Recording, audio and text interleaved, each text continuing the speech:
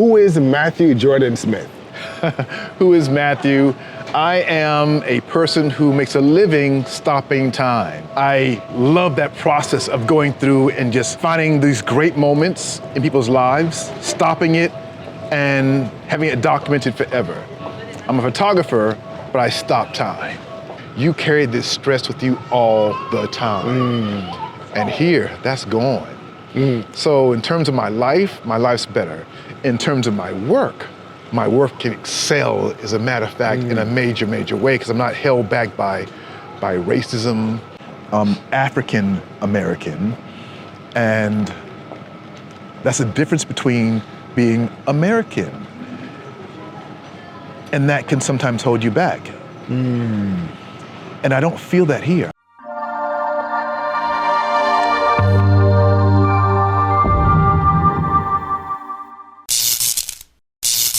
So Matthew, tell us where we are in Tokyo today. We are in Jiyogaoka, one of my favorite neighborhoods. Okay. It's very cool, cozy, a lot of locals here, great food everywhere. As a matter of fact, this spot right here is one of my favorite ramen spots. Okay. Now, ramen's heavy. Ramen's heavy. So I try not to go here too much, but this spot, I love it. Okay, so what do you like when you get there? When you go there, what do you get? I just get the basic ramen, basically, because everything here is just great. I get extra cashew, extra pork. Okay. And oh man, Nice. but with ramen versus the other noodles, you feel it. So these days I'm trying to be as healthy as I can and not have that unless I'm having a cheat day. Okay, understood. So I'm like, also a ramen fan too. oh, that ramen's on. But there's so many great spots here in Jiyogaoka that I absolutely love.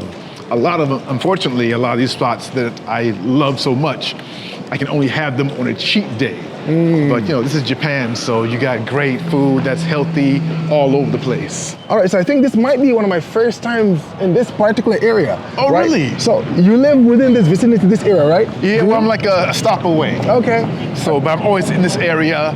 The studio that I rent a lot is actually in this area. Ah, okay. So I'm shooting here a lot. There's a great spot here. As a matter of fact, here's another spot that I don't go to but like once a year. Ben's Cookies. Now this is in the States. Okay. But this one, like on a shoot, I'll have my assistant go here and get cookies for the crew and for the cast and clients. Everyone loves them. It looks good. Yeah, I'm trying I haven't to had it now for a long time. I haven't had that for a long time, but they're very, very good. So is that American-inspired restaurant? It is actually. Okay. There's a Ben's Cookies, I think, in the States actually. It's probably from the States, but that one is good. One thing about Japan, when they bring things over, they're usually better. They improve it. Yeah, they improve it. And that one's delicious. Okay, I might grab a few on my way back. You should, man. You should. For my daughter, my wife. No, I love this spot. It's very cozy. It is. It's comfortable. You got great stores here, and it's really just locals. You don't find a lot of tourists coming here at all. Okay. So now, unfortunately, that might change. That might change now for sure. But I want to ask you though. Tell me why Japan? I came here to visit for the first time in 1999. Okay. Crazy, right? Okay. And at the time, I came just on a whim and fell in love with this place. There's nothing like it.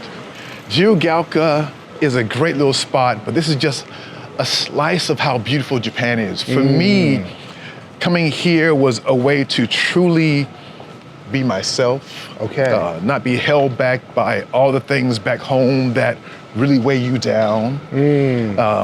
Racism, fear of theft, all those different things that are a daily part of life in the States. I'm from New York originally, from Brooklyn. Okay. And being here, I've never been anywhere this safe in my life. You don't worry about theft. So I had some friends come over recently. If you want to have a seat here for a second. I had some friends come over from the States just last week. And they had all these Apple tags on everything, like in the bags, on the cameras. Wow. When I saw that, it reminded me of life back home. And I told my buddy, don't worry about your bags here. Theft, even though it's on your mind every day, everywhere you go outside Japan. Here, you're actually safe. You can go to a Starbucks, leave your computer, your bag, go to the bathroom, go outside, go talk on the phone, come back, 20 minutes later, and everything is cool. It's And that's still there. normal life here. That's just like one small taste of life in Japan. But it's in everything. And that gives you a sense of peace Yeah. that you don't think about. If you're always in fear of theft or somebody breaking in, all this, you carry this stress with you all the time. And here, that's gone. So in terms of my life's better. In terms of my work can excel, as a matter of fact, in a major, major way, because I'm not held back by racism. Like, oh, you're a black man, you can only do certain things in America, or you're only supposed to shoot only black people. Those labels, those ways of holding you back, of only doing a certain thing, I don't have that here. So I can do all kinds of things here that I wouldn't even be up for in the States. Yeah. Or if I am up for it, it's only because of it's a woke society. Forget that. It should be woke all the time. And I feel here I can really thrive and expand my career. You said something to me the last time, that you said that in Japan, it's like they look more so on the talent itself, right? So Absolutely. if you're excellent or an expert in something, then that's what they look for versus like where you look at your color and stuff like that, right? Like your race specifically. Yeah, they're looking Right? at So your is that talent. true? It is true. It is true. I think, when you are here, everybody is a foreigner. If you're not Japanese, you're a foreigner. So everybody's thrown into that one bucket together, versus being, oh, you're black, you're Asian, you're Hispanic, you're whatever. All those labels, even though people see that, of course, Yeah. they're not the same way they are back home. Okay. African American, and that's the difference between being American. And that can sometimes hold you back. And I don't feel that here. I feel I can just show my work, get hired for my work based on the talent, versus just people seeing me as a black photographer only. And then only give me work because I'm photographing only a black subject. I see. I felt for that a lot in my career in the States, all my career. I remember, and I speak a lot, I'm well known in the photo world, but people see me as a black photographer. And I want to go beyond just that. So that limits your opportunities when they see you as a black photographer? It It's has, limited? for sure. I Okay. think after 2020, the George Floyd thing, there was this period where there was this, awakening, but even that's changing the way it was before. It's like a moment that's come and gone. And I don't want it just to be like a moment. It should be life.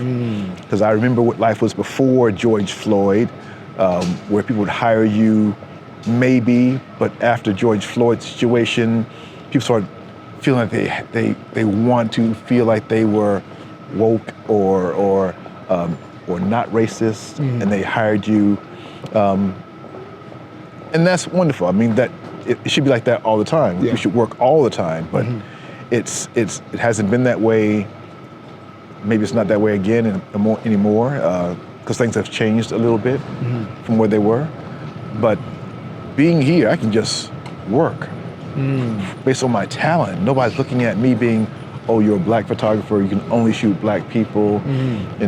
They see me as being a foreigner, and all foreigners, I'm Japanese. are Japanese. So it opens a different door. So I remember you told me that you actually made history, right? During the Yes. last Olympics. Yeah, I wanted to talk Olympics. about that, right? So That being sounds a good. black photographer, you did this thing. So what was this thing that you did? So in 2021, it's supposed to happen in 2020, the Olympics, but it didn't. It happened in 2021, and I got this assignment here in Japan that I probably would not have gotten if I was in the States. It was a history-making assignment. In the Olympics, there's the Olympic Village where only the athletes go. It's like a no press zone, no photographers are allowed there, and it's been that way forever. It's a place for all the athletes to really be able to thrive, be themselves, be away from the limelight. Okay. So in 2021, the IOC, the International Olympic Committee, hired me to live in the Olympic Village for the entire duration of the Games and document life in the Olympic Village. Okay. First time ever in history, so Wow. history-making event. Those images are for the archive, so for history, sake of the Olympics. Wow. There's never been a pandemic during the Olympics, so I was there to document life during the pandemic in the Olympic Village, and it was amazing. Wow. Can we see that work anywhere? You can if you Google IOC/Matthew Jordan Smith, you'll put some images, but they release things here and there. Okay. The IOC is very tight about images. Let's dive into your personal experience. You've been here for what, 7 years, you said, right? 7 years now. Right? 7 years. So what has it been like being in Japan, being a black man in Japan, and a black photographer? Let me tell you, it's an awakening in many ways. I feel like I'm safer than I've ever been in my life. I don't even think about it. Where back home, if I fly back home to see family, if I'm going to New York or LA or wherever I'm going, I'm always cognizant of safety, of making sure I'm in a place where I know what's around me, the environment. You know, if I sit in a restaurant that I'm facing the door, I'm just aware of everything going on. And that is also a level of stress that you live with every day. And living here, I don't think about that at all. I'm just free to be myself, and I love that. Now, Japan's not perfect. No place is in the world. But out of all the things happening in the world, this feels the safest. And when you have this level of safety, it opens this other door for you to be creative. And I'm a creative person. Mentally, you feel able to be yourself in a way that you can't anywhere else. Free to create. When you're not bogged down by all the other stress of life, it makes your work shine and flourish. And I've definitely felt that here. And I remember we were talking and you said sometimes when people come, they have like maybe baggage, for lack of a better term. Yes. Right, and they Yes. tend to filter their experience through that baggage. That right? baggage, So talk to us about that. Now, it's funny thinking about that. I think that whenever I meet people who just come over, they do have the baggage based on life back home. And I get that, because you grow up all your life with this certain thing that is normal. Like, it's maybe normal to go into a store and wonder if people are watching you about, stealing something, whatever. That might happen back in the States or anywhere in Europe. But here you don't have that. Maybe you're walking down the street or you're in an elevator and you're the only black person in the elevator, and say one woman walks in and you're wondering, will she feel fear and go to the side of the elevator? And that doesn't happen here, which is really, really cool to see. I remember walking down the street, it's maybe 1:30 at night, and a woman's walking maybe a step in front of me, and I feel uncomfortable for a second. I want to walk to the side so she doesn't feel fear. This big black man beside her, she didn't even flinch or think about it. And now I don't think about that, because that's something that happens back home or back in the States. It doesn't happen here, and I like that, because now I feel less, stressed in that situation, and it's just nice not to have that baggage. I've seen other friends come over with that baggage from home and try to use that baggage as part of the experience here. And I have to always remind people that's not life here. So any advice for black people who are looking to come to Japan, right? Whether they're African Americans or from the Caribbean or Africa, anywhere, any advice for them, right, coming over that you would give them? My advice to anyone coming over to Japan for the first time is leave all the baggage and ideas about what life is back where you came from. And this is like an open door, it's like a clean slate. We don't get that in life. We don't get that clean slate. And here, you get this clean slate to create your life not based on anything you've seen on TV or ideas of what you think you need to be. You can be whoever you want to be. And that's really cool. It's freeing in a way that I haven't experienced before. Yeah, and I think you mentioned the reinvention of self. You can reinvent yourself when you come to Japan, right? Absolutely. So that's a beautiful thing, actually. As an artist, it's an amazing thing. Indeed. You can reinvent yourself the way you want to be.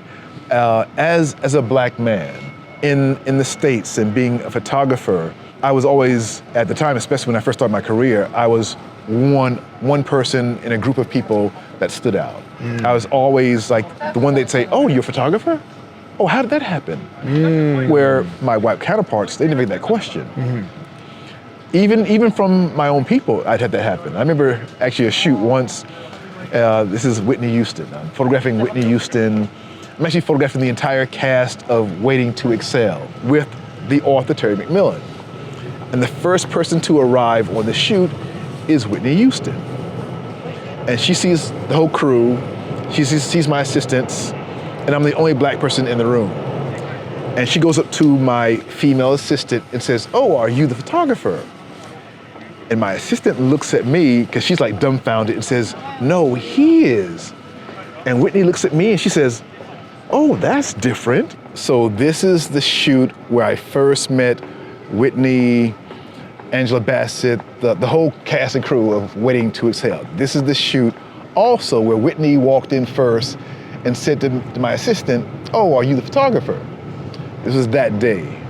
And it was a special day because, I mean, just look at this image. The shoot was actually over when I did this image. We had finished the shoot and everybody's happy. And I said, "Come back together again, let's do a good shot of everybody just hugging." And we got this image. And I'll cherish this moment forever. Terry, the author, Terry McMillan, with the whole cast and crew of Waiting to Exhale. Now, I wish I could say that's the only time that's happened, but it's happened multiple times, even with our people, because we're not used to seeing that. I hope that's changing. But here in Japan, I never get that question. People hire me. I might be the only black person in the crew, but nobody says that. I just worked on a movie set as the still unit photographer. And the crew was international. The director was American, black director. He and I were the only two black people on the entire crew. And at one point, we're riding in this Ferrari, just he and I, and we're laughing about it. Like, here we are in Japan doing this international movie. He's the director, I'm the still photographer, and with only two people of color on the set, or two black people on the set. But nobody mentions it, it doesn't stand out, it's normal here, and it felt great. So, how different would that have been in America? Like if it was a similar scenario, how different would that have been in America? Oh, very different. Number one, you'd be the black director versus the director. I'd be the black still photographer on set, and on a set in America, unless it's a black movie, most people are not of color. And here, it just felt good. That's another door that's been opened that is hard to get into that industry in America, unless you know somebody. Nepotism is very big in the industry. Okay. But here— worldwide or just America? Well, it's probably worldwide, but definitely all I know is America. It's definitely hard in Hollywood to break in that way, being on set. You're seeing it more and more, but it's still hard. How easy is it to get jobs, projects, gigs, etc. as a black person here in your field? If you have talent, it's not as hard as it has been for me in the States. Now, in the States, I've got, a lot of credentials. I've shot everybody, been doing it for a long time, know my business very, very well. It's still very hard to get certain assignments. Like the big assignments like advertising. In America. Okay. Advertising pays a lot of money. And those jobs are very hard to get, even on projects where there are people of color being shot. You'll see other people getting those assignments. Here, if you have a body of work and you show a lot of skill and history, it goes a long way. Okay. And that's nice. In Japan, right? Is it more word of mouth marketing, or like meaning people coming to you for your skill set, your expertise, or is it like you going out and seeking opportunities yourself here? Well, I think all across the world, the number one way to get work is to be out and meet people in person. Oh, so networking. Networking. Okay. That's the number one way everywhere. The States, Europe, here in Japan as well. I think a lot of young new photographers depend on social media a lot, but still the number one way is face-to-face, meeting people, networking, getting out, seeing people in the real world. And here, it does seem to go further. People take a longer time to trust you here. Okay. That part's true. It's probably longer than in the States, but once they get to know you and trust you and know you're not just here for a month or two, you get work. Okay. They want to make sure you're here, and not here for just a year or whatever. But once you're here and people know that you are going to be here and they love your work, you get work. And that's nice. My first 5 years before COVID happened, I was on the plane 10 times a year, going back and forth to the States for work. Okay. And that was my life. Even before I moved here, that was my life. Always on the plane, flying somewhere. And COVID made me enjoy being home. And now I want to just stay here and work. Of course, I go to the States here and there, but going twice a year, 3 times max would be ideal for me. I want to stay here and work here. It's nice to be able to go to the gym every day, have a routine. Never had that in my life before, and now I do. The part that's different is that people don't speak like they do in the States. People don't. There's this whole culture of not wanting to bother the neighbor. And you see that everywhere. I mean, I've been going to the same gym now for 2 years, and then people just don't say hello, but not just to me, to everybody. The ones who speak are the ones who are foreigners, But that's the culture. Nobody wants to disturb their neighbor, the person next to you. Very, very true. So I missed that part. In the States, people, especially in New York, you talk to everybody. You get to know your neighbor, everybody on the block. If I go back to New York right now and go to my old neighborhood, people from my block will be like, "Where you been, man? What's going on?" To this day, I love that because they'll be there forever. Person in the bodega is still there. The doorman for my building's still there. All that stuff still exists. Wow. So here, you don't have that connection. So I do miss that part. But the rest of life here is fantastic. Do you think that connection is here but expressed differently? Just asking, it's a question I'm posing, I'm not sure. That depth of, you spoke about when people start to trust you, they might open up more, and then you get to see a glimpse of something deeper that's not shown publicly as often. Do you think something like that exists or no? I think it does exist here, but people need to be very relaxed. So very often when people in Japan are out drinking, they feel more relaxed to speak their mind.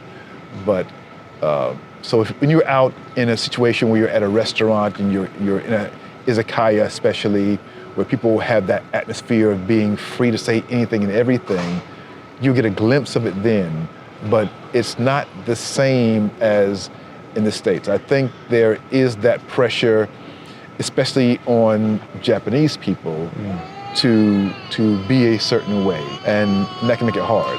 So you have a career in, celebrity photography and all these things, right? So I want you to tell us more about that, your time in America, right? What you've done in Japan so far. And I see you pulled out the massive 5-pound portfolio. So we're gonna explore this as well, right? Sounds good. All right, so tell us about your career in America. Oh, wow. I've been done. shooting now for over 35 years and have shot a lot of celebrities, done a lot of advertising, a lot of beauty campaigns, fashion beauty, and it's kind of changed my whole life. When I first started my career in New York, I just wanted to do fashion beauty. And then that turned into celebrities because it was going from being models on covers back in the day to being celebrities on covers.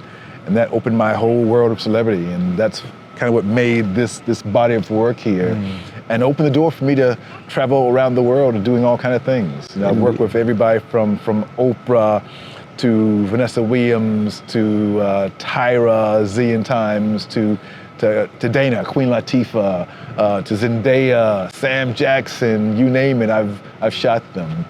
And I love that stuff. He has a lot of stories, right, about, some of the celebrities inside this portfolio.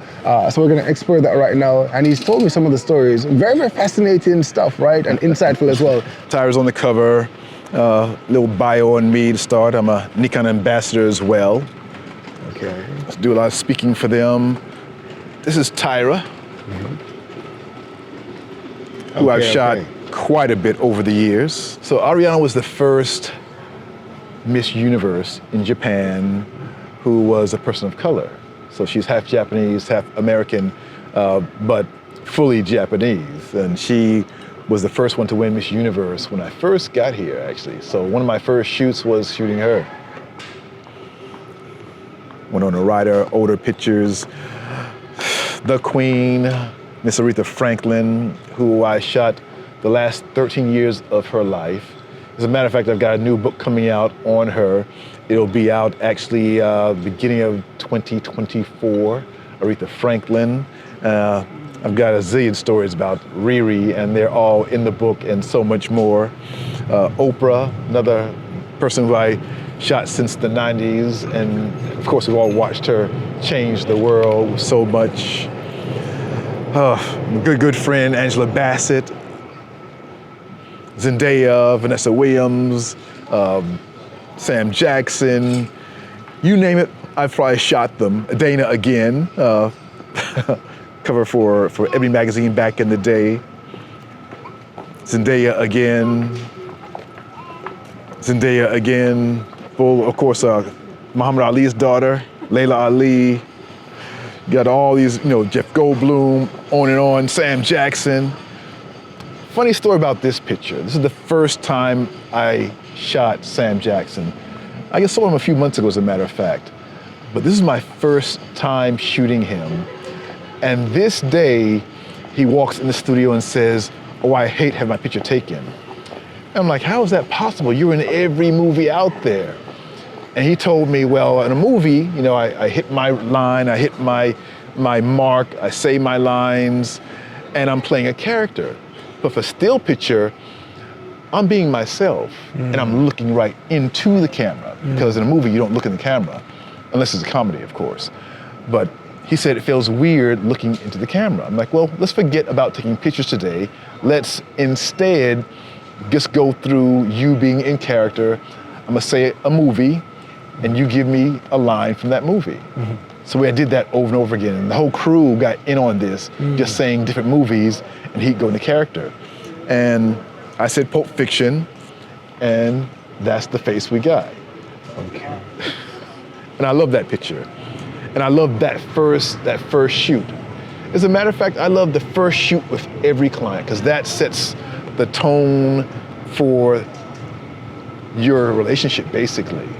And you get to, have fun being yourself and get to know them, to get to know you, get comfortable in front of the camera with you, telling their story and stopping time. So tell us something about celebrities that normal people like myself don't know, right? Something that we wouldn't know. Well, that's easy.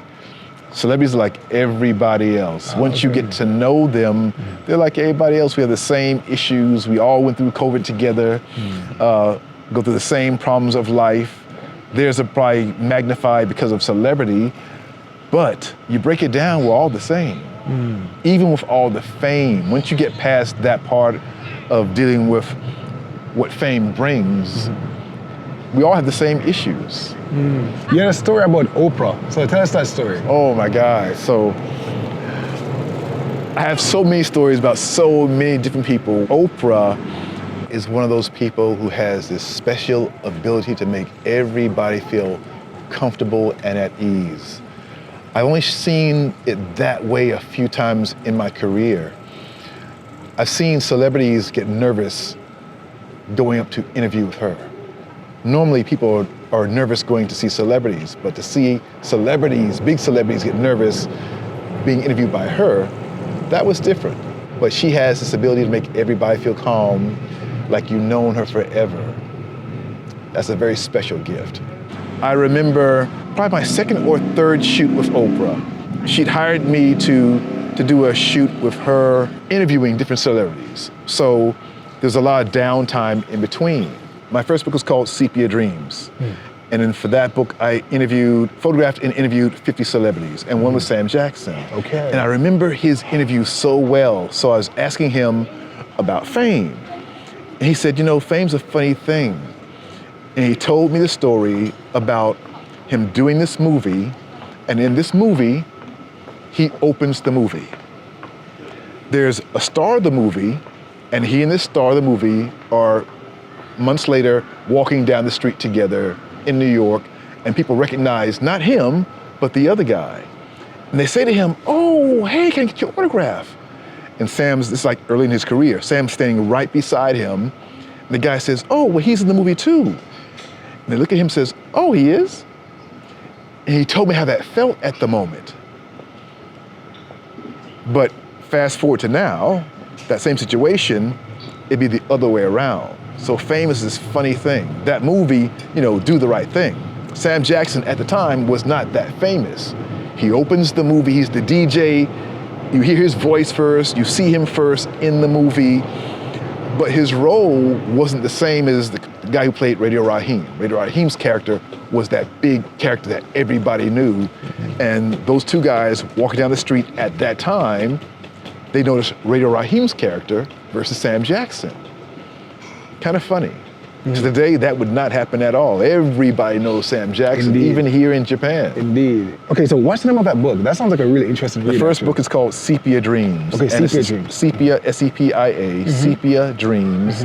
It's a story of all these celebrities and how they made their career come to life, how they went through all the ups and downs, if they ever wanted to quit, all those stories, the real life stuff.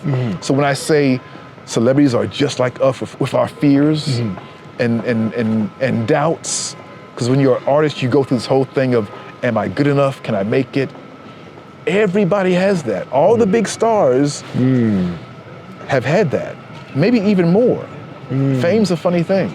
Interesting. So can they find that book today? Absolutely, absolutely. Okay, so it's remandered now, so you can find old copies online, but it's funny because people around the world request that book from me all the time, but it's out of print. Okay. So, but you can still find old copies online. It sounds interesting to me, so I think people, maybe need to come with a resurgence or something. Yeah, absolutely, right? absolutely. But you have a new book now as well. I do. And then there's two more books, so you've done Yes. 4 books. Yeah, 4. It's right? my 4th book. So tell us about the other 2, and then the 4th one that's coming out next year, January. So my second book was a book sponsored by Microsoft. It's an altruistic project, and it was all about working with missing children, families of missing children. So I went all over America. It's sponsored by Microsoft, going to photograph families of missing children. That book's called Lost and Found. It was a giveaway book, altruistic project altogether. Third book I did was called Future American President. And this book also, I went to every state in America, traveled around, and photographed children with the idea of being a future president. And not just president at the time, it was more about inspiring them to be anything they want to be, even a future American president. And they can find that online. You can find that online, absolutely. So And that then, one's around. Okay, and then the latest book, or the latest one right now is, what's it The called? latest one is called Aretha Cool. All right, so tell us about that one. So Aretha Cool is my new book coming out in the end of January 2024. This book is 13 years of working with the Queen of Soul, her last decade basically of life. I photographed her for album covers, CDs, press, all kind of stuff. Some stuff for her personally. And it's the story of us working together over those last 13 years. So where can they find that book? So you can find Aretha Cool on my website at MatthewJordansmith.com.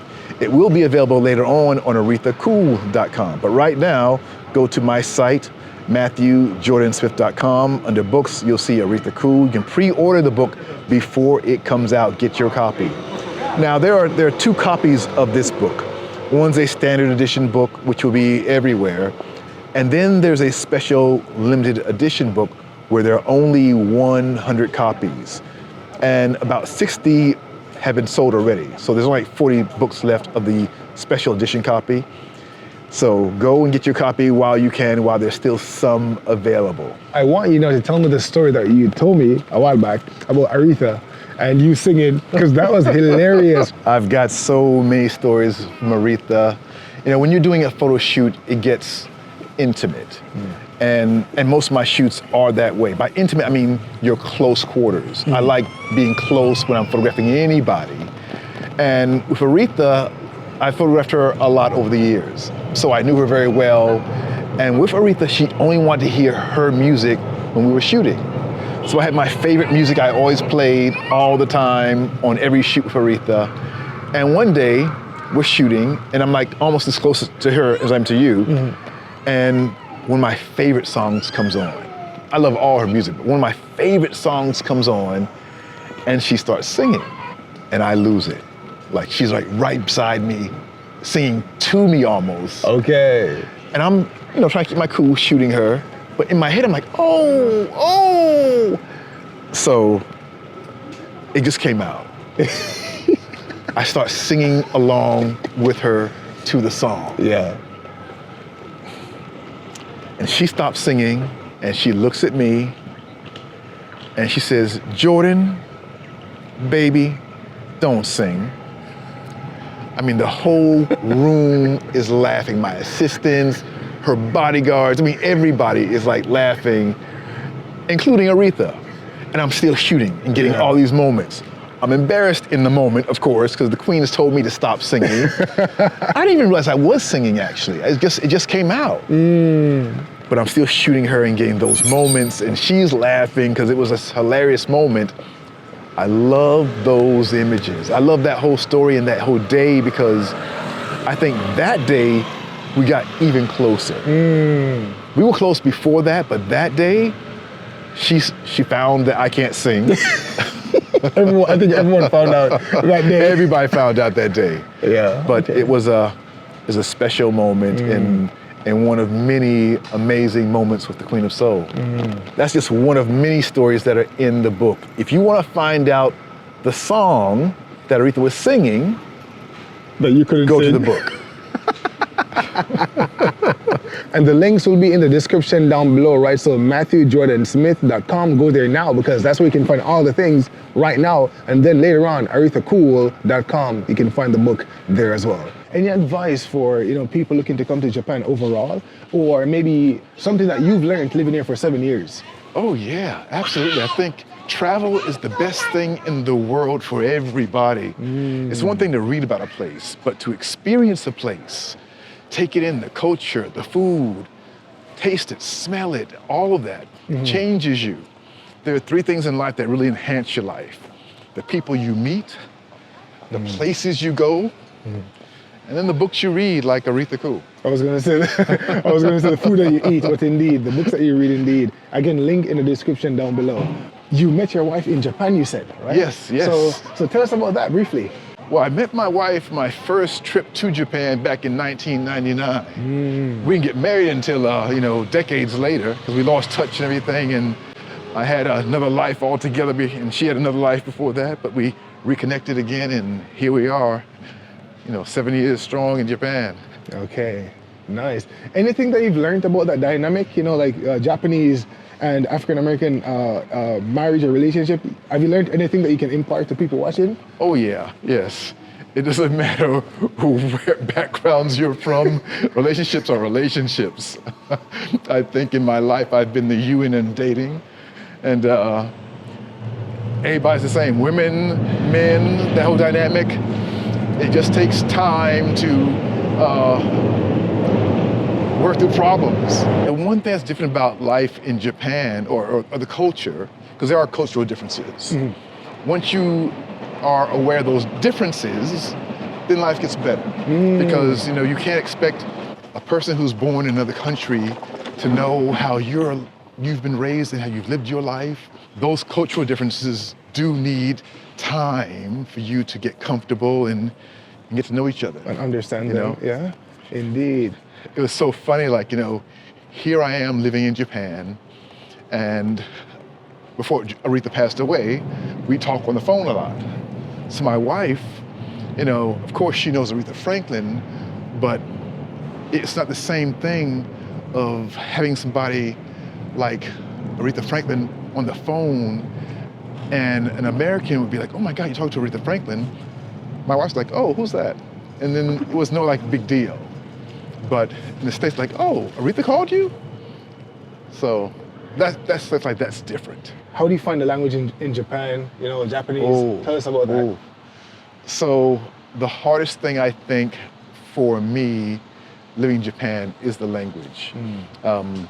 I haven't gone to any classes. I got to change that. That is an advantage. I think if you come here, you should learn the language for sure. It's not necessary. People say, I don't agree. I think you do need it. It will make your life easier, better to be able to speak, meet more friends, all that, connect with the culture. So definitely learn the language. I learned from people in the gym. I need to get into a class and learn the language. It would definitely help. Do you think that helps with finding opportunities and stuff like that? Oh, is definitely. it hindered or by the lack of the language or a certain level? I do believe it is. I think it is. If you're not speaking, reading, writing, I think that can affect you business-wise for sure. So if you want to come here and live here, learn the language. Because I do, and I'm getting into a class. Even being on a movie set, and everybody on set is mostly Japanese. It's an American director, but the cast, crew, most people are Japanese. It would have been great to speak Japanese just to get to know everybody and build a bond. I think in terms of building a bond, you need to speak the language. And I want to do that. And your wife speaks English as well? She does. Okay. Last question. Any advice for someone who's looking to enter a similar industry, right? Maybe what you've learned over the years, right? They can also check out your YouTube channel, I believe. Absolutely. Right? Absolutely. Because you have a course as well. I do. Right? I do. So there's a lot that you've learned over the years, right? There's a whole lot I've learned over the years. If you want to glean, again, the link will be in the description down below. But anything you can share with this audience, right? In terms of being a creative image enhancer, a photographer, just something that you can impart. There's so much. I teach photography online to people around the world. My course is called Photography Lighting Course, and it's where I get to just impart all the knowledge I've learned over the decades about not just lighting, because lighting's a big part of photography, but about photography and business and connections and all that. I think one of the biggest lessons that blow people away when they say, what would you do if I could start all over again? And that would be to really understand that you as a photographer, you have your own unique way of seeing the world. We all do. To use your superpower, the way you see life, and show that work. A lot of people are trying to, and of course it's easy to see work, admire it, and want to copy that work, or be influenced by that work. We're all influenced by everything, but you have your own unique part of your life and the way you see life.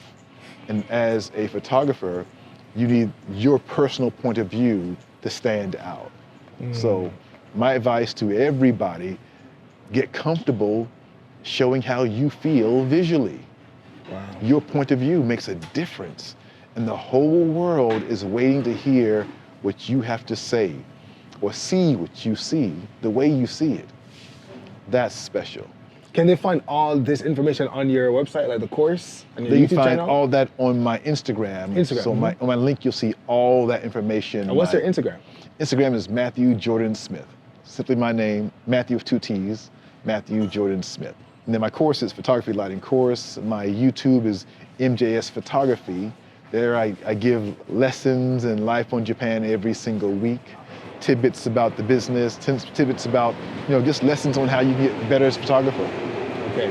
And I keep saying the last question again and again. So final one, the best life advice that you've received in life overall, right? So generally, everything, not just Japan, but your travels, life, up to this point in your life, what do you think, if you had 30 seconds with someone, what would you say to them?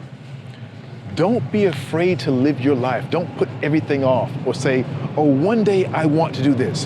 One day I want to go here. Make that today. Tomorrow's not promised. Anything can happen. So push yourself to get comfortable being uncomfortable. Do the things that you are scared to do, because once you go out there and do all those things that you may have fears about, and you find out, oh, it's not as hard as I thought it was, it opens the door for you to really grow in ways that you cannot even imagine. So don't be afraid. And fear is normal, I get that, but push yourself past that fear. One of my mentors, Gordon Parks, told me it's okay to be afraid, but don't let that fear stifle you. So Matthew, pleasure, Brother, right? Thank you so much for your time. pleasure right? is mine. Right? I know you guys have learned a lot. I'm pretty sure you guys have learned a lot in this interview, right? So again, all the links will be in the description down below. If you enjoyed this video, please give it a big thumbs up, share it with somebody, and subscribe for more videos like this. Until next time, God bless y'all. Bye for now. Peace.